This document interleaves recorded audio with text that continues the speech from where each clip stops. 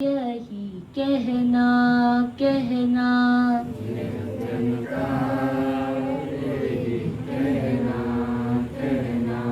कि साक्षी भाव में हर दम रहना रहना, साक्षी भाव में हर दम रहना रहना। सतगुरु का यही कहना कहना, सतगुरु का यही कहना कहना। गुरुवर का यही कहना कहना। गुरुवर का यही कहना कहना। श्रोताओं के रूप में उपस्थित सभी दिव्य आत्माओं के चरणों में नमन। सभी अपने नेत्रों को खोलें।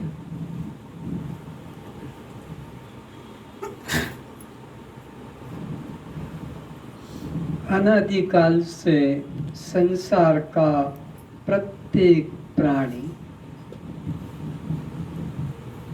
अपने वास्तविक स्वरूप को न पहचानने के कारण और इस नश्वर विकारी शरीर को मैं मानने के अपराध में अनादिकाल से अनंत अनंत शरीरों को धारण करते हुए असहनीय दुख भोगता चला आ रहा है।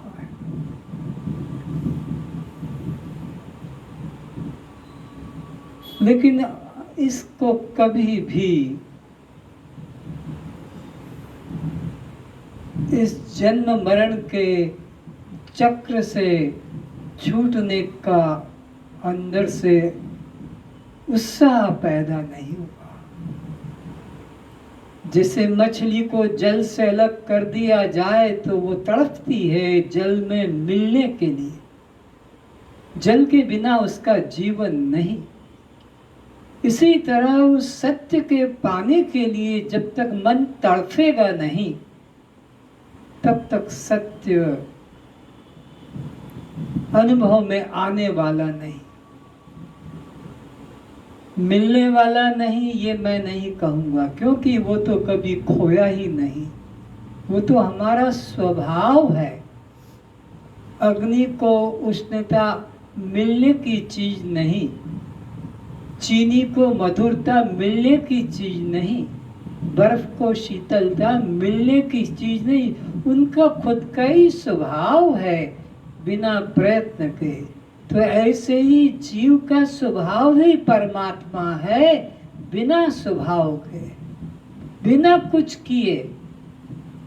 एक पत्र भी उठाकर रखना नहीं, एक पुष्प भी चढ़ाना नहीं, क्योंकि उस परमात्मा के अतिरिक्त तो कुछ दूसरा था नहीं, है नहीं और होगा भी।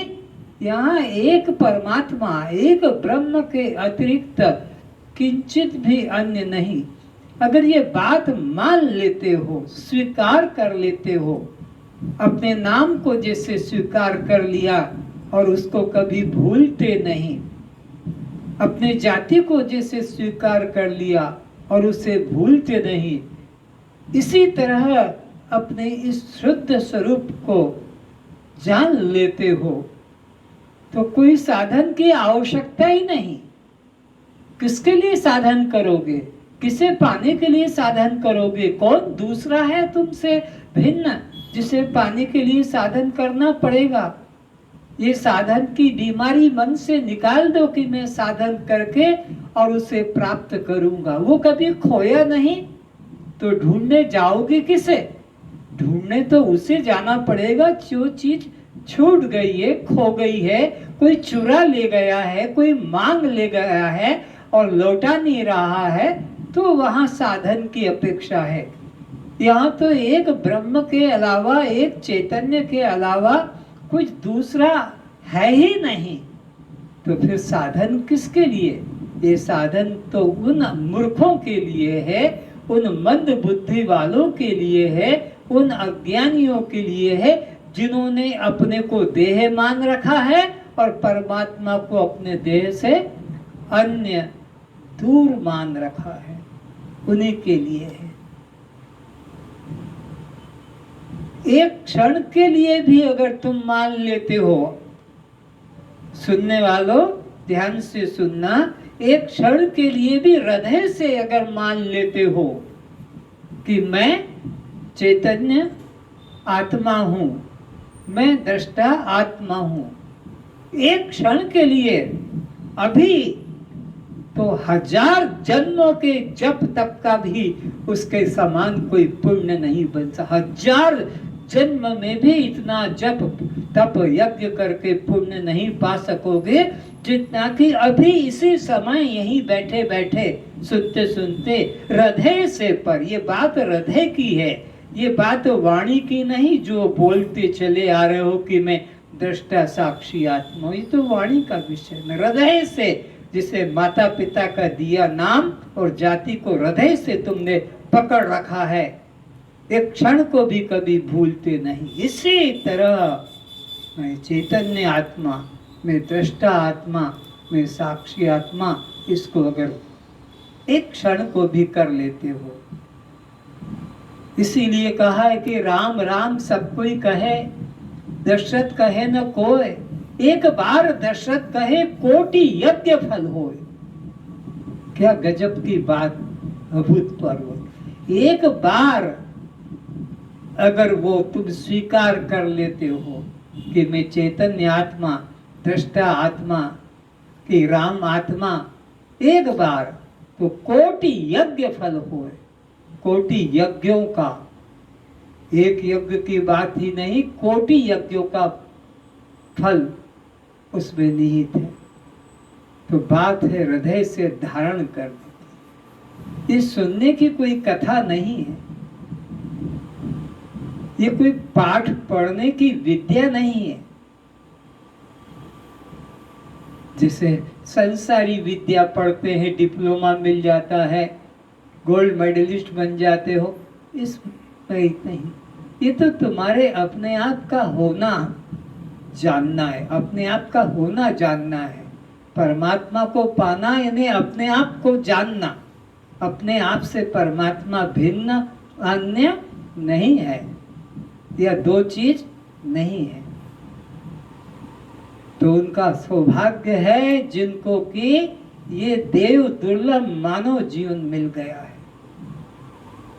बहुत बड़ा सौभाग्य है, देव दुर्लभ मानव जीवन मिला, क्योंकि देवता भी इसको पाने के लिए तरस रहे हैं। और उसमें फिर इस सत्य को पाने की तुम्हारे में जिज्ञासा जग गई, इसके लिए मैं सबका धन्यवाद करता हूं कि आपके अंतःकरण में घर छोड़कर, व्यापार छोड़कर, नौकरी छोड़कर, परिवार छोड़कर या परिवार को लेकर और इस विद्या के लिए उत्साह जग रहा है, भोगों से मन उपराम करके, और अब इसमें रुचि कर रहे हैं। जैसे कि यह चौहान जी की भोजन नई पद्धति रुचि जग रही है। धन्य है वे लोग जिन्होंने संसारिक नाना मिर्च मसाले मिठाई तला छना खाना छोड़कर और इन वैरागियों के, सन्यासियों के, देवताओं के आहार को स्वीकार किया है। उनका मैं धन्यवाद करता हूँ। इसी प्रकार जिन्होंने घर व्यापार परिवार काम छोड़कर यहाँ आकर बैठकर सुनने की इच्छा जागृत की है, ये बहुत बड़ी उच्च कोटि की बात है। इसलिए उनका गुणगान तो देवता तक भी करते हैं जो इस मार्ग में चल पड़े हैं। फिर परमात्मा न मिले तो कोई चिंता मत करना। परमात्मा तो तुम्हारा स्वभाव है, उसमें मिलने की बात ही नहीं। किंतु मानव जीवन पाकर ब्रह्म जिज्ञासा न जगे, ये सबसे निकृष्ट बात है, बिल्कुल पशु। क्योंकि पशुओं को आत्म जिज्ञासा ब्रह्म जिज्ञासा, मुक्ति की जिज्ञासा नहीं होती है। और मानव होकर भी अगर मुक्ति की जिज्ञासा, आत्मा की जिज्ञासा, परमात्मा की जिज्ञासा, जन्म मरण से छूटने की जिज्ञासा न जगे तो इसमें और पशु में कोई अंतर बोलो नहीं है। क्योंकि उनको भी ब्रह्म जिज्ञासा, आत्म जिज्ञासा नहीं, वो भी अपना आहार, मिथुन, निद्रा ऐसे में जीवन खत्म कर देते हैं। हम भी इसे आहार, भय, निद्रा, मैथुन में कर रहे हैं। अरे अगर बीज, वृक्ष का बीज पत्थर के नीचे दबा रह जाएगा तो ऐसे ही सड़ जाएगा। अगर उचित भूमि मिल जाएगी तो महान वृक्ष बन जाएगा, चाहे वो आम का हो कि अनार का हो कि केले संतरे का हो। बीज अगर उचित भूमि में पड़ गया तो विकसित हो जाएगा, नहीं तो आग में जलकर के पत्थर में नष्ट हो जाएगा दबा हुआ। इसी प्रकार ये मानव को भी अगर सच्चा कोई सद्गुरु मिल जाए, इसका पुण्य जग जाए, ईश्वर की कृपा और शास्त्र की कृपा, ये चार कृपाएं होती है। शास्त्र कृपा, गुरु कृपा, ईश्वर कृपा और अपना प्रारब्ध जग जाए तो फिर इसके कल्याण में कोई देरी नहीं है। नहीं तो ऐसे ही काम, क्रोध, लोभ, मोह में, इन्हीं में जीवन नष्ट करके चला जाएगा। बीज या तो जमीन उचित मिल जाए तो वृक्ष बन जाएगा, नहीं तो जल के सड़ के नष्ट हो जाएगा। इसी प्रकार ये जीवात्मा को भी अगर यह इच्छा जग जाए, सद्गुरु मिल जाए, ईश्वर की कृपा भी हो जाए, प्रारब्ध भी आ जाए, शास्त्र की भी कृपा, चारों कृपा जुड़ जाए तो कल्याण तो इसका स्वभाव है, उसके लिए कोई देर नहीं। और अगर ये इच्छा न जगे तो ये पशुओं की तरह काम, क्रोध, लोभ में जीवन अनादिकाल से नष्ट करता आ रहा है और अभी भी इस जीवन में आकर उन्हीं में ही अपने को समर्पित कर रहा है। धन, पुत्र, परिवार, सत्संग में भी आकर बैठ जाता है। ठीक है, आगे जन्म में यह आज का सुना हुआ, आज का समय का जो दान किया है आप लोगों ने इस सत्संग में, ये व्यर्थ नहीं जाएगा। एक घड़ी आधी में पुनियाद, तुलसी संगत साधु की हरे कोटि अपराध। कोटि कोटि जन्मों का भी पाप ध्वंस हो जाता है। एक घड़ी आधी में फिर आग। इसीलिए कहा श्वास श्वास में नाम सुमिर, वृथा श्वास मत खो। अरे ना जाने इस श्वास का आवन हो न हो। तो वे लोग बहुत भाग्यशाली हैं, धन्यवाद के पात्र हैं, जिन्होंने संसार से वैराग्य लेकर, भोगों से वैराग्य लेकर और एक सन्यासी का जीवन, एक त्यागी का जीवन अपनाने का संकल्प किया है। सफलता न मिले तो चिंता मत करना, क्योंकि तुमसे वो फल अलग नहीं है। फल तो तुम्हारा खुद का ही स्वभाव है। लेकिन अगर मानव जीवन पाकर भी रुचि न जगे इस सत्य के लिए, परमात्मा के लिए, इससे बड़ी कोई नीचता की बात नहीं। अष्टावक्र जी पिछले कई दिनों से हम आप श्रोताओं को यही उपदेश कर रहे हैं कि हे आत्मन, तुम ये अपने को देह मत मानो, तुम केवल चैतन्य आत्मा। बस इसी को ही मन में रखो। उठते बैठते, आते जाते, लेते देते, जहाँ भी दृष्टि पड़े बस वहीं पर अपने को खड़ा कर दो।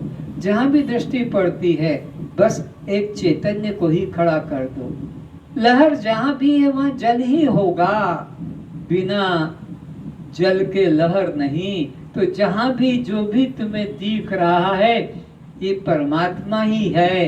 परमात्मा के बिना ये नाम आकार की लहरें, नाम और रूप की लहरें हो नहीं सकती। इसीलिए कहा जित देखो तित शाम, या सिया राम मैं सब जग जानी, और करहु प्रणाम जोर जुग पानी। क्यों? कि वो एक ही परमात्मा ही दिखता है, दूसरा दिखता ही नहीं है। ऐसा उनकी आंखों में कारण का चश्मा लग गया।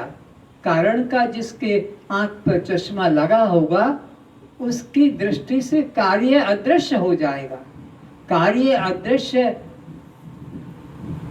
किनकी दृष्टि से नहीं हो पा रहा है? जिनकी कारण पे दृष्टि नहीं गई है। जो कार्य में ही सत्य और सुबुद्धिमान बैठे हैं वो कारण का अनुभव नहीं कर पाते, पर जिनको कारण का अनुभव हो गया उन्हीं ने कहा सर्वम खलविदम ब्रह्म नेह नानास्ति किंचन, उसके अलावा यहाँ किंचित भी अन्य नहीं है। तो अष्टावक्र जी आगे क्या कहते हैं, ध्यान से सुनो। जीव को जिंदा रखना है तो कर्म करो, एवं जीव को मारना है तो कुछ मत करो। तो ये जो करने की जो बीमारी लगी है, हमने ये नहीं किया, हमने ये करना है, इतना हो गया, इतना और बाकी, इतना माला हो गई, इतना जप हो गया, इतना हमारी यात्रा हो गई, इतने व्रत उपवास हो गए, तो ये जीव को जिंदा रखने का ही साधन है। यानी जन्म मरण में 84 में भटकने का ही साधन है। इसीलिए कहा कि आकर 4,84,000 जोनि भ्रमत, ये भ्रमण होने का योनि भ्रमत, यह जीव अविनाशी। तो जीव को जिंदा रखना है तो फिर योग यज्ञ जप तप पूजा पाठ व्रत उपवास तीर्थ दान धर्म पुण्य सब करते जाओ जितना बने। ये तुमको इस सृष्टि चक्र से बाहर नहीं जाने देंगे। अगर तुम्हें बाहर जाना है सृष्टि चक्र से तो करना छोड़ दो, तो जीव भाव छूट जाएगा। क्योंकि सब कर्म जीव भाव से पैदा होते। अपने को देह मानो फिर जीव मानो तो कर्म होंगे, और जब तुम अपने को देह नहीं मानोगे, जीव नहीं मानोगे, कर्म नहीं होंगे, और कर्म नहीं होंगे तो फल नहीं, और फल नहीं तो फिर आवागमन खत्म। न करने से जीव मरकर भगवान हो जाता है। न करने से क्या होता है और करने से क्या होता है? न करने से तो ये जीव यानी कार्य कारण रूप हो जाता है, जीव ब्रह्म रूप हो जाता है, और करने से वो कारण ही फिर जीव रूप में प्रतीत होता है। तो ये तुम्हारे हाथ में है। ये दोनों बातें तुम्हारी मर्जी क्या है कि 84 में भटकूं जीव बनकर अच्छे अच्छे ऊंचे दान धर्म पुण्य पाप करके, या किसी सद्गुरु की शरणापन्न होकर मैं अपने देह भाव को कर्ता भाव को विसर्जित करके ब्रह्म भाव में स्थित हो जाऊं। ये तुम्हारे मर्जी की बात है, रुचि की बात है, क्या पसंद करते हो। करने से भगवान आत्मा चित जीव हो जाता है। दुकान पे जाते हैं तो दुकान वाला देखो ये भी है और ये भी है, ये भी शर्ट है, ये भी शर्ट है, ये भी कपड़ा है, ये भी कपड़ा, ये भी साड़ी। अब तुम्हारी मर्जी है, ये है तो 2000 का है और ये 5000 का है, यह टेम्परेरी है, ये परमानेंट है। तो आदमी जिसके पास जितनी सामर्थ्य है वैसी वो चीज़ें लेता है। ये 24 कैरेट का है ऑर्नामेंट और यह 20 का है। अब आपकी सामर्थ्य जैसी आपको खरीद लेते हो। तो यहाँ पर अष्टावक्र जी भी कहते कि तुमको जीव को जिंदा रखना है और 84 का मजा लेना है। 84 लाख योनियों में भटक भटक कर घुस घुस कर, कुतिया के पेट में, सुवर्णी के पेट में, गधेड़ी के पेट में, और फिर हथनी के गाय के पेट में, उनके पेट में जाओ, फिर आकर फिर सुवर्णी के स्तनों का दूध पियो, फिर कुतिया के दूध स्तनों का दूध पियो, फिर बिलाड़ी के, फिर उनका, क्योंकि जिसके स्तन गर्भ में से आएंगे उसका स्तन का पान करना पड़ेगा। तो ये तुम्हें सोचना है कि मुझे इस और सृष्टि चक्र में रहना है क्या? मेरा अभी भी पेट नहीं भरा? इतने इतने जन्म जन्म बीत गए इन कुतियाओं, बिलाड़ियों, गधेड़ियों के दूध पीते, उनके पेट में रहते, और अभी भी मेरा मन नहीं भरा है, अभी भी उसी में लगा है। तो ठीक है, और जब तक इच्छा हो रहो, जब मन उपराम हो जाए भोगों से तब इधर आ जाना, क्योंकि शक्ति वस्तु तो जहाँ की तहाँ है। वो तुम जल्दी करो तब भी कुछ फर्क नहीं, कि देर करो तो वो कोई कहीं चाहने वाला कि अरे मेरे को देर हो जाएगी तो वो निकल जाएगा या टूट जाएगा ना, उसमें कुछ भी विकार नहीं आने का है।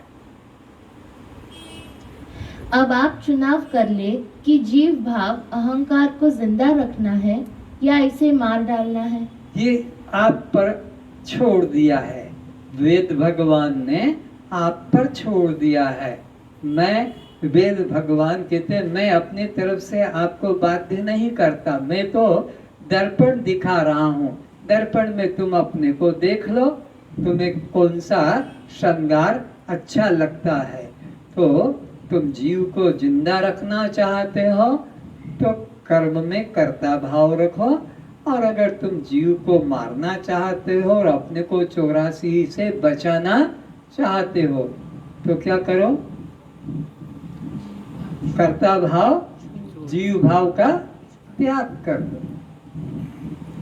जो कर्म साधन अनादि से करते आ रहे थे उस पर विचार करो कि हमें जन्म मरण दुखों के अतिरिक्त क्या मिला। अभी तक अनंत जन्मों से हम ये सब करते आ रहे हैं। आज कोई नया काम थोड़ी सीख रहे हैं। मंत्र, माला, पूजा पाठ, शादी ब्याह, बच्चे, मकान, खेती, व्यापार, ये तो अनादि काल से ये हमारा जीवन का ये तो कर्म चलते। यहाँ पर क्या मिला हमें? हाथ में क्या मिला? केवल जन्म मरण का दुख ही मिला। इन कर्म से अगर कल्याण होने वाला होता तो जन्मों जन्मों पहले हो जाता। कौन रोकने वाला था? तुम्हारी बुद्धि के अलावा। तुमने को तो किसी ने रोका नहीं, तुम्हारी बुद्धि ने रोका। इस मार्ग पर मत जाओ, इस मार्ग पर चलो, भोग के मार्ग पर चलो, योग के मार्ग से दूर रहो। उन्हीं ने तुम्हें वंचित रखा। तुम सोचो, क्या कर्म नहीं किए होंगे, क्या पाप नहीं किए होंगे आज तक, क्या दुख नहीं भोगा होगा आज तक, किन योनि में नहीं गए होंगे आज तक, किन देश लोक में नहीं गए होंगे आज तक, कैसे कैसे असहनीय कष्ट न पाए होंगे। जीवित अवस्था में तेल में तला है। आता है तुम्हारे YouTube पे मछली के पकोड़े, मुर्गी के पकोड़े, YouTube में आता है।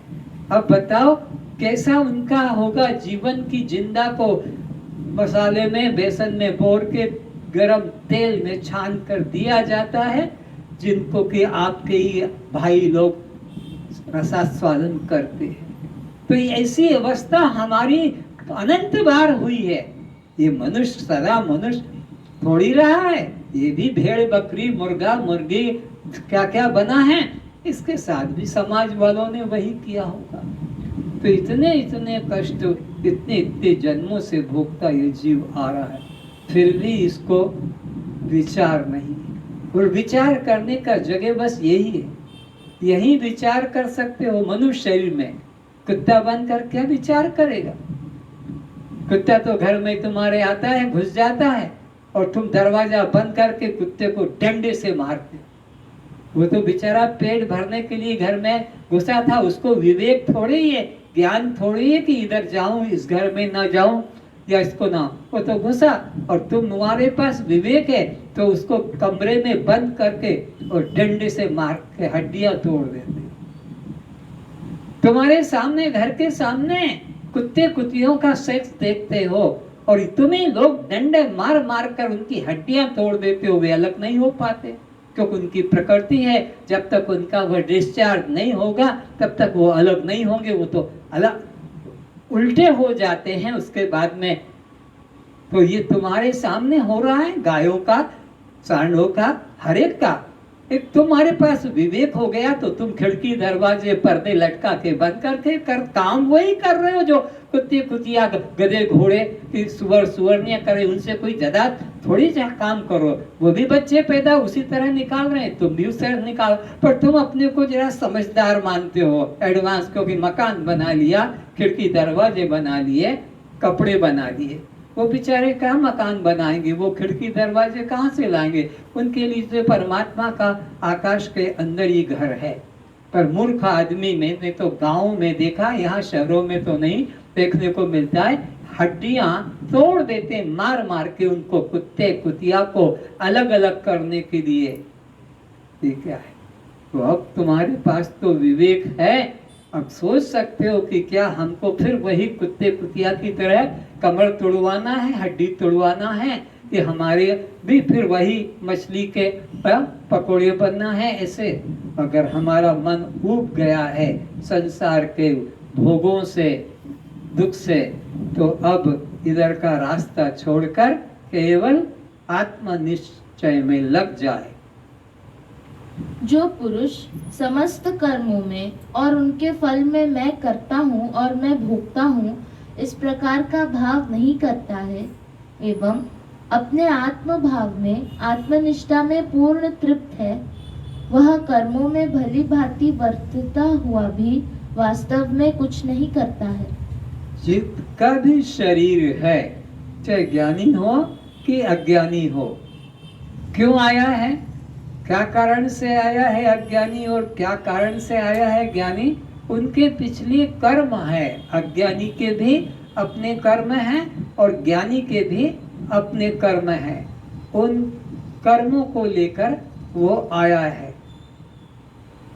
और देखो प्रारब्ध की भी बात इसमें, कि पिछले जन्म का पुण्य कर्म का भी प्रारब्ध है, तो किसी का पाप कर्म का भी प्रारब्ध है। तो पाप कर्म का प्रारब्ध देखो, कुत्तों की मौत मरते हैं, ये प्रसिद्ध बात है, सड़कों पे कुचलाकर गाड़ी के अंदर या पीट के मारते, कुत्ते की मौत, ये प्रारब्ध। और एक कुत्ता 20 लाख 25 लाख की कार में घूमता है, और उसके लिए 2-2 3 डॉक्टर और ट्रेनर होते हैं, उसके खाने का इंतजाम रखा जाता है, उसके मुलायम कपड़े रखे जाते हैं। ये सब क्या है? ये अपने पूर्व के पुण्य का फल है। पर कुत्ता बनना पड़ा, कहीं तोता बनना पड़ा, पिंजरा है उसका सोने का और उसको वहां खाने को मिलता है, और एक पक्षी इधर उधर उड़ता है, पेट भर के भी नहीं मिलता है। तो पुण्य कर्म करने वाले भी अपने पुण्य का ऐसे फल लेते हैं, और पाप करने वाले उनको पत्थर मारकर और गिराकर पका के खा लेते हैं। तुम देखते हो तोतों को जैसे पाल लेते घर पे, और लोग कबूतर आदियों को फिर पत्थर मार कर कि कैसे करके जाल में फंसाकर उनकी हत्या भी कर देते हैं। तो ये अपने पहले जन्म के कर्म, ज्ञानी के भी और अज्ञानी के भी कर्म होते हैं। तो अज्ञानी तो उन कर्मों में मैं करता हूँ, देह इंद्रिय के कर्मों में मैं करता हूँ, ऐसा अभिमान करके बंधन को और आगे बढ़ा लेता है, अपने कर्म बंधन को। लेकिन ज्ञानी उन सब क्रियाओं के होते हुए भी मैं करता हूँ इस प्रकार का उसमें भाव नहीं जोड़ता है, तो इसलिए उसके कर्म पिछले भी नष्ट हो जाते हैं, खत्म, और आगे के नए नहीं बनते हैं। अज्ञानी के पिछले भी खत्म होते हैं, साथ साथ वो नया भी कर्म बांधता रहता है। पर ज्ञानी लोगों के द्वारा वो सब कर्म क्रिया देह निर्वाह की, परिवार निर्वाह की, जीवन चलाने की होती है अज्ञानी की तरह, लेकिन उसमें उसका कर्तापन का अभिमान नहीं रहता है। यही कर्म में अकर्म देखना है। तो ये कर्म में क्या देखना है? अकर्म। कर्म वही हुए, कौन से? अज्ञानी के। खेती बाड़ी, नौकरी, शादी ब्याह, बच्चे, सब ऐसा। लेकिन उसने उसमें क्या किया? अपने को प्लस नहीं किया कि मैं कर रहा हूं, मेरा है, मैंने किया है, मैं करूंगा। इससे वो अलग दूर रहता है। तो ये हो गया कर्म में अकर्म। ज्ञानियों का जीवन इसी प्रकार का होता है। अज्ञानी कुछ नहीं करेगा तब भी कर्म बन जाएंगे। कैसे बन जाएंगे? मैं कुछ नहीं करता हूं, ये भी तो करता है, ये सोचता भी है, ये भी कर्म हो जाता है। तो ये अकर्म में कर्म कर रहा है, ज्ञानी कर्म में भी अकर्म कर रहा है।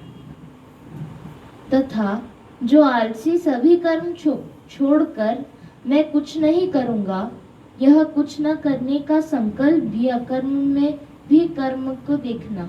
ये ज्ञानी अज्ञानी क्या कर रहा है? वो मैं कुछ नहीं करूंगा, ये अकर्म में भी वो कर्म ही निर्मित कर रहा है। क्योंकि करने का भाव आ गया। अब मैं बात नहीं करूंगा, अब मैं मौन रहूंगा, अब मैं उपवास करूंगा, अब मैं त्याग करूंगा। हर जगह वो अकर्म में कर्म देख रहा है। और ज्ञानी के कर्म में भी अकर्म होता है। जिस तत्वदर्शी ज्ञानी पुरुष के अंतःकरण में मैं करता हूँ ऐसा भाव नहीं है, तथा जिसकी बुद्धि सांसारिक पदार्थों में और कर्मों में लिपायमान नहीं होती है, वह पुरुष इन सब लोगों को प्रारब्ध प्रेरणा से मार दे अथवा किसी असामाजिक क्रिया का भोग कर ले, तो भी वह वास्तव में न तो वह मारता है और न वह पाप से बनता है। तो ज्ञानी के लिए कहते हैं कि जिस ज्ञानी पुरुष के मन में सामाजिक या असामाजिक, शास्त्रीय या शास्त्र मर्यादा से रहित असामाजिक कोई कार्य हो जाए, और जिस ज्ञानी के मन में मैं कर्म का करता हूँ और मैं फल का भोगता हूँ, ये भाव अंदर से अंकुरित न हो,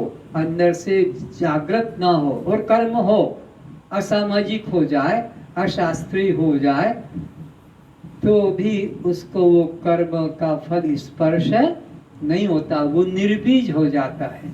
कैसे निर्बीज हो जाता है? जैसे आप गेहूं को, चने को, मूंग को आग में भून लो और फिर खेत में डालो, तो खेत में डालने से और वो अब अंकुरित नहीं होगा, क्योंकि उसका बीजत्व ही जल गया। तो ज्ञानी का बीजत्व जो कर्तापन का भाव था, मैं करता हूँ, ये सब में है, ये उसका जल जाता है ज्ञान अग्नि के द्वारा। सद्गुरु की शरण में जाने से सद्गुरु ज्ञान अग्नि प्रज्वलित करा देता है। तो उस ज्ञान अग्नि के अंदर अब उसका जीवन निर्बीज हो जाता है। वो जो भी करेगा अब उसका कोई फल स्पर्श नहीं होगा। जैसे राम के द्वारा हो गया, जैसे अर्जुन के द्वारा हुआ, जैसे कृष्ण के द्वारा हुआ, जैसे औरों के जिन्होंने अपने को देह से पृथक मैं दृष्टा साक्षी आत्मा हूँ, ऐसे निश्चय वाले के द्वारा एक नहीं दो नहीं पूरे संसार की हत्या हो जाए तो भी करता नहीं। वो चींटी को भी नहीं मारता, ऐसे मक्खी को भी, मच्छर को नहीं मारता। लेकिन अगर ऐसे निश्चय वाले के द्वारा पूरे संपूर्ण संसार की हत्या हो जाए, कोई ऐसा एटम बम बना ले कि उसके ब्लास्टिंग करने से पूरा संसार ध्वंस हो जाए, तब भी उस ब्लास्टिंग करने वाले उस वैज्ञानिक को पाप स्पर्श नहीं करेगा। किसको? जिसने ये विज्ञान जाना, कौन सा? कि मैं करता नहीं, मैं तो केवल इन क्रियाओं का साक्षी मात्र।